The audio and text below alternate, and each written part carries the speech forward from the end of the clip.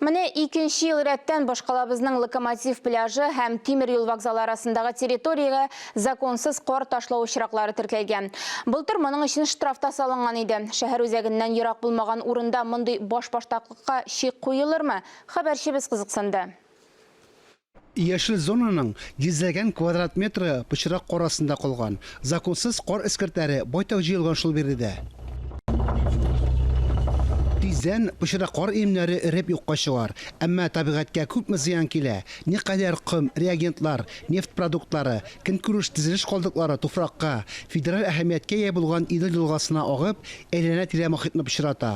Вахитов һәм Идел буе районнары хакимиятенә хәбәр итүләренчә, бирегә карны легаль рәвештә ташыганнар.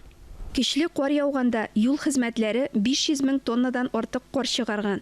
Кар шәһәрнең тышкы төзекләндерү комитеты һәм экология министрлыгы белән килештерелгән мәйданнарда. Шул исәптән Локомотив пляжы һәм Тимер юл вокзалы арасындагы участокка урнаштырылган.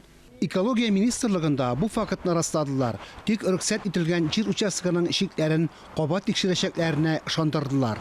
Был осуществлен выезд, в ходе которого факт складывается. Тикшерү вакытында кар урнаштыру факты расланды. Татарстан Республикасы Росреестрына җир кишәрлегенең милекчесен билгеләү өчен запрос җибәрелә. Запрос нәтиҗәләре буенча гамәлдәге закон нигезендә чара күрелә. Росприроднадзорда да әлеге хәл Иделнең һәм вокзал янындагы территорияның торышы белән кызыксындылар. Біз дә вакыйгаларның үсешен күзәтеп барабыз. Беребез дә Идел елгасының һәм шәһәр территориясенең чисталыгына битараф калмыйк.